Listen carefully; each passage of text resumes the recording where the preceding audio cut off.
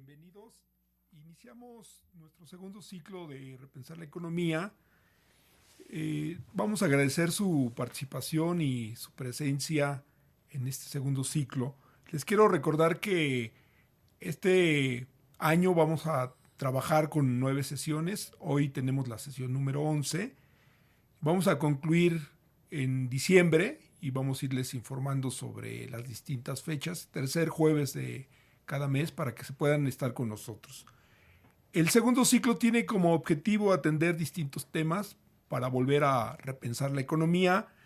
Vamos a rediscutir los temas como el desarrollo nacional, la pobreza, el sector informal, las finanzas públicas, el tema del mercado de trabajo y algunos otros. Los invitamos a que el día de hoy se queden con nosotros. Vamos a proceder a iniciar con la sesión número 11. Vamos a hablar sobre un nuevo modelo de desarrollo en México, repensar la economía, un documento que trabajó el doctor Víctor Palacios y su servidor, que fue objeto de una compilación en el Colegio de Economistas en la Federación y el Colegio de Economistas de la Ciudad de México. Y bueno, la idea es que continuemos con estos procesos de discusión. Les quiero recordar que el foro está abierto para que ustedes puedan participar. Es un requisito fundamental que por lo menos hagan 3 participaciones, preguntas, respuestas. No olviden que en cada sesión es fundamental leer previamente los documentos. Hemos estado haciendo el esfuerzo porque estén por lo menos con una semana de anticipación y que puedan darnos la oportunidad de discutir, de comentar, de reflexionar de manera colegiada sobre estos temas. Les quiero recordar que, bueno, estamos en la página Repensar la Economía, wordpress.com, ahí nos pueden seguir, ahí está el espacio para que puedan ver la transmisión en vivo. El seminario y el foro va a quedar abierto durante todo el mes. Prácticamente continuamos con los foros abiertos para que ustedes puedan participar. Y bueno, voy a pedir que corra la semblanza para que iniciemos el día de hoy con el tema del nuevo modelo de desarrollo en México. Por favor, adelante.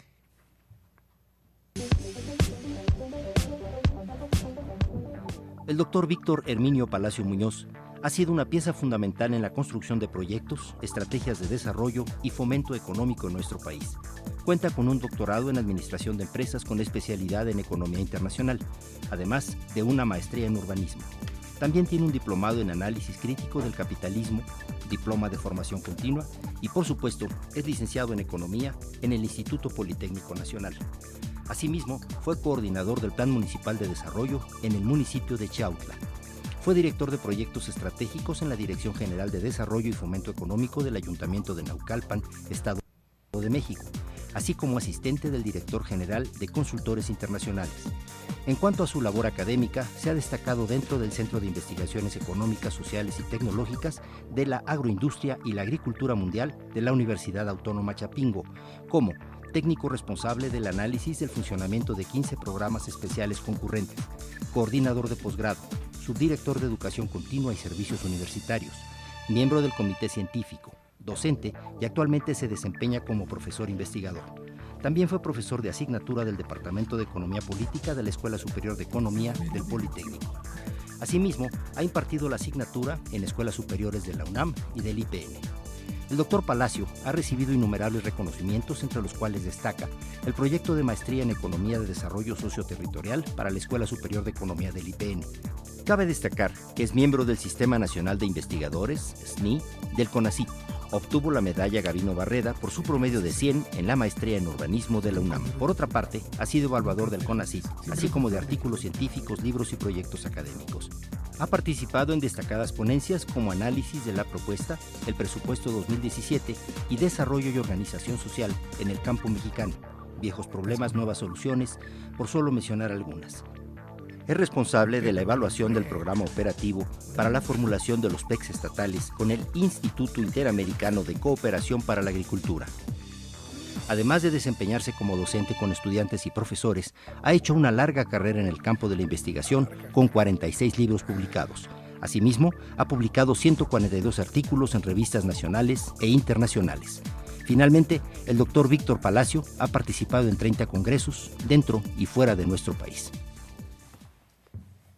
Bueno, pues me parece que la semblanza habla mucho de todo lo que ha hecho Víctor Palacio en el ámbito de la ciencia económica. Le vamos a dar la bienvenida para que hoy podamos revisar estos temas del modelo de desarrollo para México. Y Víctor, pues bienvenido y continuamos, por favor. Bien, gracias. Gracias por estar con nosotros una vez más aquí en el Seminario de Repensar la Economía. El día de hoy vamos a tratar el tema de hacia un nuevo modelo de desarrollo económico. Y hay una discusión que es muy vieja en América Latina acerca de cómo debemos nombrar a el desarrollo económico. Y todavía más, un poco más atrás, ¿qué diferencia hay entre desarrollo económico y crecimiento económico? Cuando planteamos esta pregunta, crecimiento económico es que haya un crecimiento sostenido o con vaivenes, a veces a la baja, a veces hacia el alza, donde en ocasiones el crecimiento puede ser importante, con tasas de crecimiento del Producto Interno Bruto o de otros indicadores, o bien puede irse hacia la baja como lo tenemos en este momento en el país. Pero cuando hablamos de desarrollo económico, no solamente estamos incluyendo lo relativo al crecimiento, sino que estamos insertando ahí lo que se refiere a los aspectos de desarrollo social. Es decir, la economía crece, pero también tiene que haber distribución del ingreso, tiene que haber atención en salud, alimentación, educación, vivienda, que son los elementos de bienestar social y que son los que posibilitan el que exista o no desarrollo económico. Entonces, ahí hay un primer elemento que es importante destacar. Un segundo aspecto es, y esto viene desde que se creó la Comisión Económica para América Latina de la ONU, la CEPAL, ¿qué tipo de estilo de desarrollo económico tenemos? O bien otros autores lo han llamado cuál es la forma de acumular capital que se tiene o el patrón de acumulación imperante, y otra forma sería el patrón de reproducción de capital que está siguiendo un país en un momento específico. Todo esto también se puede resumir en lo que sería el modelo de desarrollo. Y así podemos hablar con que hay un modelo de corte neoliberal, un modelo proteccionista, un modelo distribucionista, en fin, distintos tipos de modelos. Podemos hablar, por ejemplo, de la experiencia sueca, el llamado socialismo a la sueca, en su momento hasta antes de 1989, con la caída del muro de Berlín, hablábamos del modelo socialista, del modelo soviético de desarrollo. Pues, pueden ser estas las maneras en que lo podemos observar.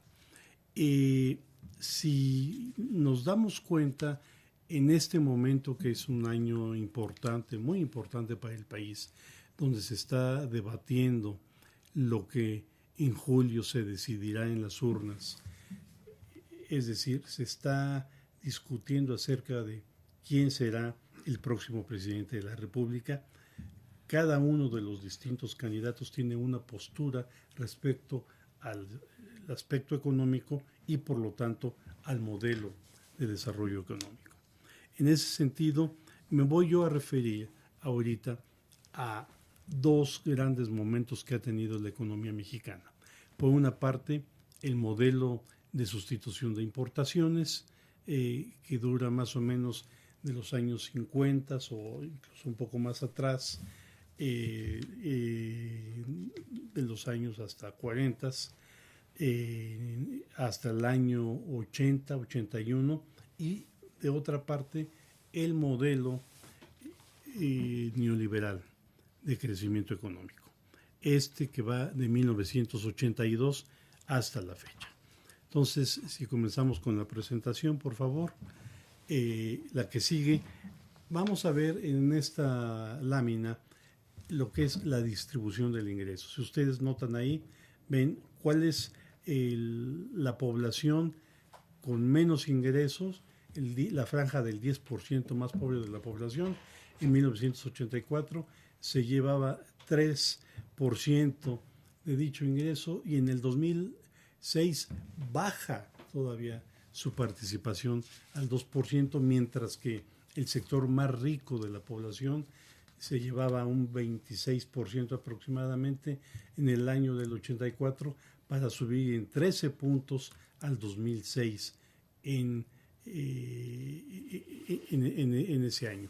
Es decir, dicho de otra manera, en 1984 lo que ganaba y se llevaba el sector más rico de la población en México era 8 veces más grande que lo que ganaban los más pobres, y en el 2006 se había duplicado, era 19 veces más grande. La que sigue, aquí podemos ver algunos datos clave que nos hablan del PIB global en términos de la tasa media de crecimiento anual en cada uno de estos dos periodos, del PIB por habitante, del crecimiento de la población y de los años que se necesitarían para duplicar el PIB por habitante. Si ustedes se dan cuenta, en la fase de desarrollo neoliberal del 81 al 2009,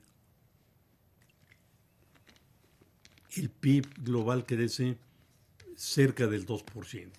El PIB por habitante 0.2, la población 1.6 y el número de años que se necesitarían para que se duplicase el PIB por habitante serían cerca de 3 siglos, 347 años. Mientras que en la industrialización por sustitución de importaciones de 1940 al 81, ahí creció el PIB global 6.9, el PIB por habitante 3.9, el crecimiento de la población 2.8 y los años para duplicar el PIB serían 18. La que sigue, por favor. Un aspecto que es muy importante tiene que ver con el personal ocupado y el nivel de remuneraciones que dicho personal se está llevando, para así poder observar cuál es el PIB per cápita, y esto nosotros lo vamos a vincular con la tasa de interés. ¿Por qué? Porque la tasa de interés nos va a servir como un elemento que va a manifestar qué tan importante puede ser dicha tasa en términos de que sea atractivo para los inversionistas, tanto nacionales como sobre todo extranjeros, estar invirtiendo en el país. Como decíamos, en la industrialización sustitutiva, el crecimiento del PIB fue del 6.8, el crecimiento promedio del personal ocupado fue de 4.8, las remuneraciones a los asalariados crecieron en un 26%, el PIB per cápita 3.5, y vean ustedes, la tasa de interés, que era del 8% en 1960, pasó a 37% en el 81. Mientras que en el modelo neoliberal todos los datos son a la baja, como ustedes ahí los observan, a excepción de la tasa de interés, que se va hasta un 46% en el año del 82 y luego hacer una tasa del 7%, es decir, es una tasa de interés más alta que el crecimiento del Producto Interno Bruto, con la finalidad de atraer capitales. La siguiente, por favor. Para poder hacer que la economía funcione, se tiene que recurrir en todos los países, sobre todo hoy día con la gran globalización económica que tenemos, a la inversión extranjera. esta inversión extranjera va a servir para poder realizar inversiones en el ámbito productivo y también en el ámbito de la especulación, lo que se llama inversión en cartera. Si nosotros nos damos cuenta, el déficit de cuenta corriente, que es la diferencia entre las exportaciones y en las importaciones, nos da ahí ciertas cantidades. Ahí las pueden ustedes contemplar. Este déficit tiene que ser financiado por alguien o de alguna manera se tiene que financiar. En los años de los 60 y del 81, nosotros vemos que la inversión extranjera directa podía financiar el 16% del déficit en cuenta corriente. En el año 81 el 9%, en el 82 el 13% y en el 2004 hay una afluencia muy grande de inversión extranjera que es capaz de financiar el grueso del déficit. Este es un dato interesante porque parecería que la inversión extranjera directa es beneficiosa para satisfacer las necesidades del déficit en cuenta corriente. Por eso muchas cosas se traen de distintos países, se importan, pudiendo producirse acá, particularmente productos agropecuarios y otros. Eso es parte de lo que el planteamiento neoclásico o neoliberal nos está diciendo y es lo que se ha realizado, pero como vimos en la gráfica anterior, se puede financiar el déficit de cuenta corriente, mas no hay crecimiento económico en el Producto Interno Bruto. La que sigue, aquí nosotros vamos a darnos cuenta de que tiene que existir una alta tasa de interés y una baja inflación para que los capitales puedan tener estabilidad monetaria y rentabilidad. En el periodo del desarrollo estabilizador, ustedes observan que se constata ese principio, y en el periodo neoliberal no se constata en el primer año del 82 y en el segundo con mucha dificultad. Pese a que para ellos esto es importante, no ha sido del todo factible. La que sigue, se hace un planteamiento de que la postura neoliberal para controlar la inflación requiere que la tasa de interés se encuentre por arriba de la tasa inflacionaria, pero al ocurrir esto baja la inversión en relación al Producto Interno Bruto y cae la demanda. Vean ustedes el nivel de inflación y el de la tasa de interés. En los años del desarrollo estabilizador se cumple este principio donde la tasa de interés es más alta que la inflación, y en el periodo neoliberal no ocurre eso. La participación del Producto Interno Bruto, de la inversión fija bruta en relación al PIB, tiende a ser alta al final del periodo de desarrollo estabilizador, del 28%, mientras que en el periodo neoliberal tiende a ir bajando. Ahorita está por debajo del 19% en relación al PIB. Esto es importante porque la inversión va a ser la que va a posibilitar que crezca la economía. Y esto no ha sido posible que nosotros lo hagamos. Piensen ustedes en un país como China. China ha crecido gracias precisamente a que el 50% o más de su Producto Interno Bruto es reinvertido en actividades productivas. Y eso ha generado que la economía china crezca y en pocos años hasta se duplique dicha economía. La que sigue, por favor. Nosotros vemos que se nota que en los lineamientos neoliberales hay una baja acumulación y un aumento en las importaciones, ¿sí? Hay un crecimiento del 6% en la demanda y un crecimiento del 39% en las importaciones. Fíjense, esto es importante. El país necesita casi 40% de mercancías provenientes del exterior para satisfacer las necesidades de la demanda. Esto quiere decir que somos un país altamente dependiente para poder satisfacer nuestras necesidades y que no aprovechamos lo que estamos generando internamente. Por otro lado, la entrada de capitales hace posible la apreciación de la tasa de cambio. Entre el 60 y el 81 hubo un incremento global de la inversión extranjera directa de más de 1.600%, ¿sí?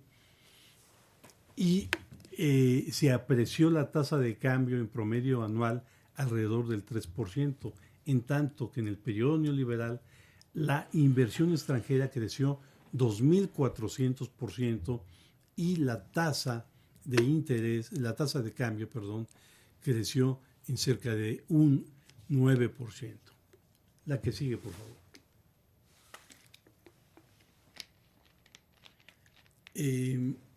Igual, en el neoliberalismo hay de los elementos centrales de la teoría neoliberal es apertura casi total hacia el comercio exterior, libre circulación de tecnología, libre circulación de capitales, o sea, una apertura desmedida a la importación de capitales. Todo se abre por completo, todo se liberaliza. Y es por ello que nosotros podemos observar el nivel de apertura comercial que tiene la economía. Si a las exportaciones le sumamos las importaciones y lo dividimos entre el total del Producto Interno Bruto, nos va a dar el nivel de apertura comercial que tiene la economía. En el periodo neoliberal fue del 23%, hasta el 2002, en el periodo de sustitución de importaciones, 23%. En el neoliberal, hasta 1982, era del 52%. En este momento, la apertura comercial es de más del 80%.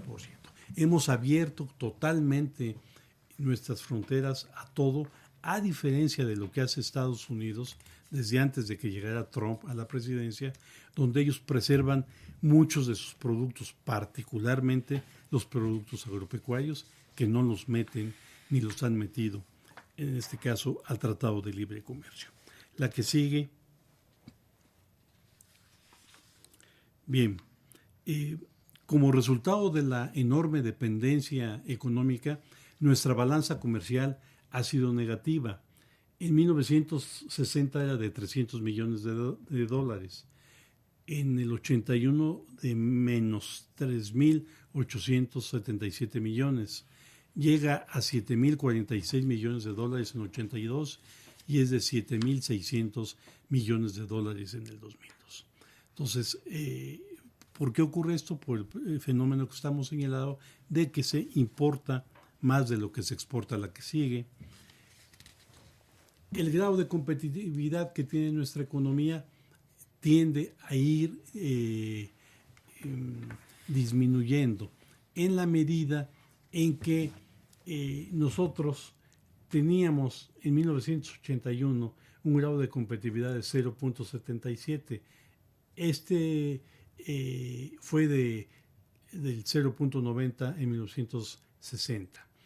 Y en pleno neoliberalismo, en el 82 fue de 1.60 y es de 0.96 en 2004. O sea, no hubo competitividad prácticamente en estos años que llevamos de neoliberalismo. Para que hubiese competitividad, el coeficiente tendría que ser de 1. Esto no lo hemos podido lograr y esto tiene que ver, ¿por qué? Por el exceso de importaciones, por la baja en las exportaciones y porque internamente no estamos produciendo lo que estamos necesitando. La que sigue. ¿Qué resultado social han tenido las relaciones de intercambio? ¿Sí? Son desfavorables a nuestro país estas relaciones de intercambio. Nosotros vemos que por cada peso o por cada dólar que nosotros estamos vendiendo, tenemos 1.10 en 1960 y 1.29 en el 81 de dólares. Y quiere decir que estamos transfiriendo dólares hacia el exterior. Eso es lo que nos indica esa relación de intercambio. Y estas relaciones de intercambio son negativas para el caso nuestro. Transferimos cantidades importantes a través del comercio exterior. La que sigue. Ahora sí, el resultado social de las políticas neoliberales. Observen ustedes que siguiendo los lineamientos del Consejo Nacional de Evaluación, del Coneval, vemos la pobreza en sus tres ámbitos: alimentación, capacidad y patrimonial.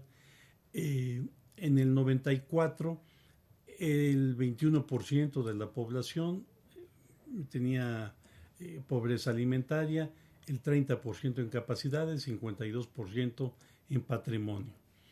En 2012, pues prácticamente casi 20 años después, tenemos casi 20% en alimentación, o sea, ha bajado casi nada, 28% en capacidades y en patrimonio igual que en el año del 94, 52%. Es decir, la pobreza sigue y es un lastre muy importante que tiene el país en estos momentos. La que sigue. Entonces, aquí yo nada más quería meter algunos elementos breves sobre el Tratado de Libre Comercio. En el año del 2014, según la Secretaría de Economía de aquí de México, había 5.7 millones de unidades económicas, de las cuales solamente 6.108 empresas concentraban el 89% del valor de las exportaciones. O sea, el 0.01% de las empresas concentra casi el 90% de las exportaciones del país. Este es un dato fuerte y es importante porque se nos vendió la idea de que con el TLC todo el mundo iba a exportar, la derrama financiera iba a ser para todos. No, es solamente un grupo muy reducido de 6,000 empresas que representan, que se quedan con el 90% del total de las exportaciones. La que sigue. 100 empresas en el ámbito de la industria manufacturera concentran el 50% de las ventas al extranjero. 5 de ellas participan con el 16% y 50 empresas cubren el 41%. ¿Sí? Entonces, estos datos son realmente así alarmantes, terribles. Se habla mucho, por ejemplo, del crecimiento en la industria automotriz, de los grandes niveles de exportación. Sí, pero el 68% de las exportaciones lo realizan un puñado de empresas en lo que se refiere a productos de vehículos, equipos de transporte, etcétera. La que sigue, por favor.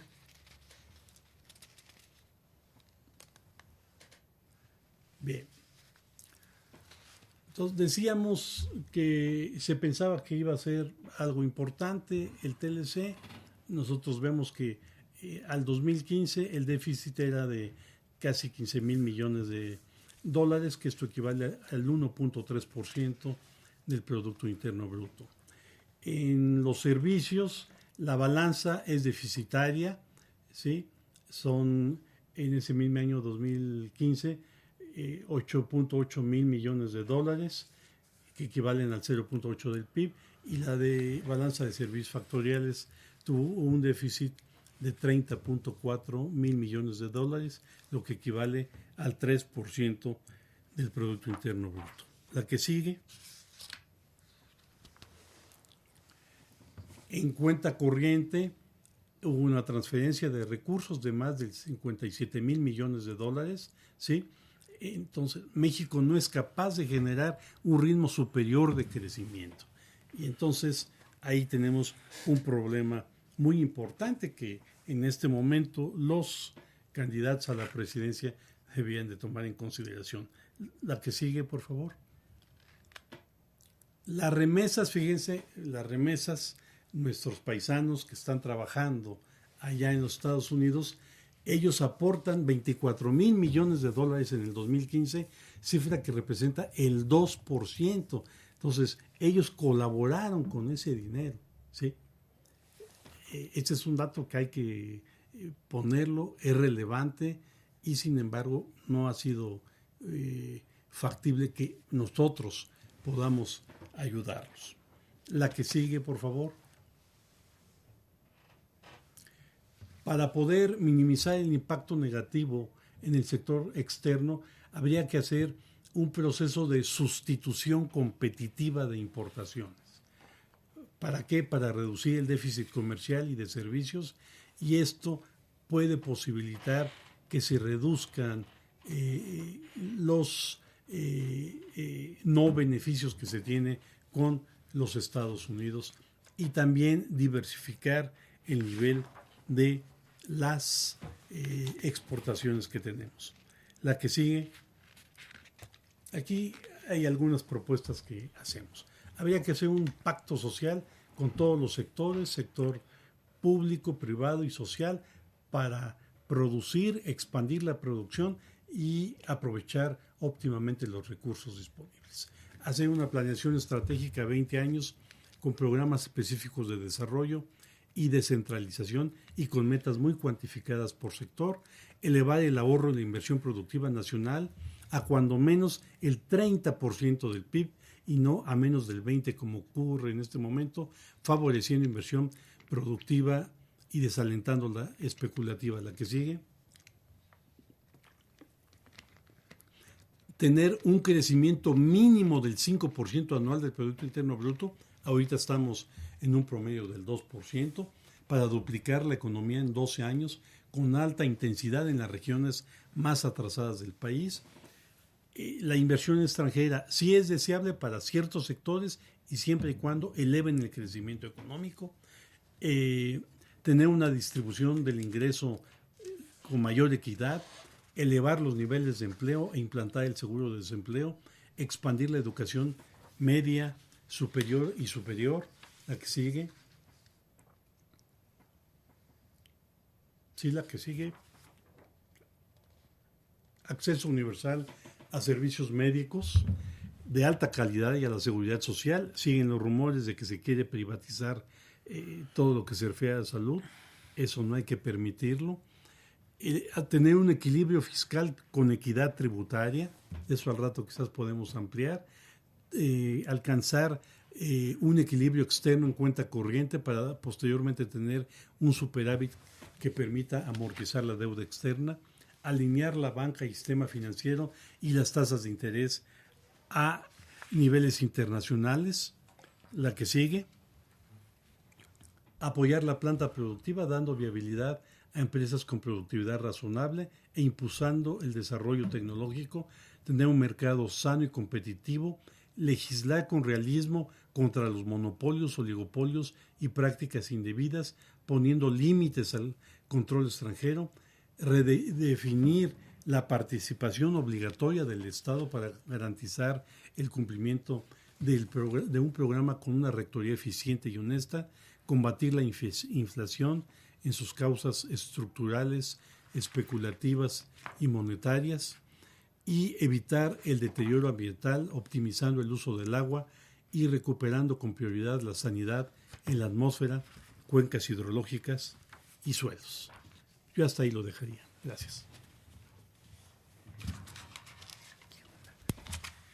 Bueno, pues vamos a agradecer al doctor Víctor su presentación. Me parece que es importante todo este conjunto de información, indicadores que nos has estado presentando, Creo que el tema es relevante para todos los economistas, pero también para los que están en proceso de ser economistas. Una parte del documento que hoy revisamos tiene que ver con este aspecto. Cómo formar economistas que tengan la capacidad de entender, de analizar y desarrollar propuestas, porque aquí el tema tiene que ver con no solamente decir lo que está sucediendo, sino también cómo poder hacer una propuesta que nos permita pues estructurar una trayectoria hacia el desarrollo.